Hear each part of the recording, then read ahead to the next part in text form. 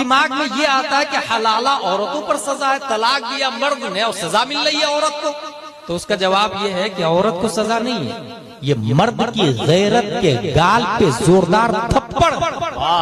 अगर 3 तलाक दे दिया अपनी बीवी को 3 तोहर में, शरीयत के दायरे में, इस्लामिक तरीके से, तो ऐसी सूरत में अब वो ये चाह रहा है कि मैं उसके साथ रहूं, तो इस्लाम ये नहीं कह रहा कि तुम पे रहना फर्ज है।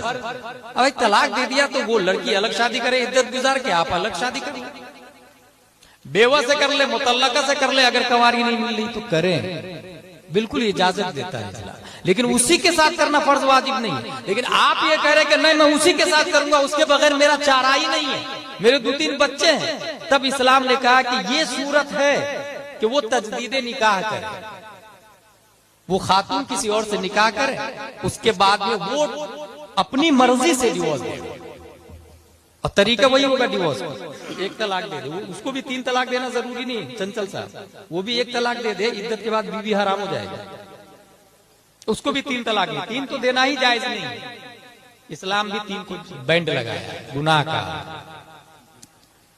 वो निकाह करे, वो अपनी मर्जी से डिवोर्स दे, उसके बाद इद्दत के बाद ये पहले से निकाह कर सकती है, इख्तियार है, ये जबर नहीं है।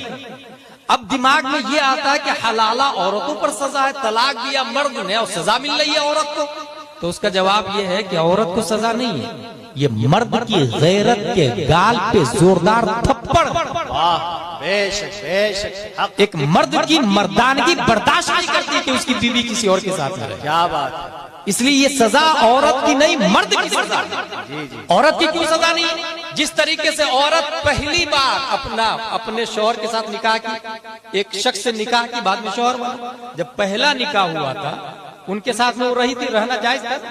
ऐसे ही किसी के साथ भी निकाह के बाद में रहना ऐसे ही जायज होता है जैसे पहले शौहर के साथ में। तो फिर सजा कहां से हुई भाई साहब? पहली बार शादी के बाद अपने शौहर के साथ सोना सजा है क्या?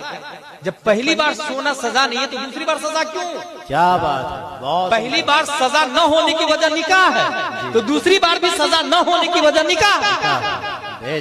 ये बुनियादी पॉइंट है, इसलिए वो सजा दरअसल मर्द की। 2 एतराज का जवाब दे दिया। ये एतराज वर्ल्ड लेवल का एतराज है, इंटरनेशनल ऑब्जेक्शन है अगेंस्ट इस्लाम, इंटरनेशनल ऑब्जेक्शन।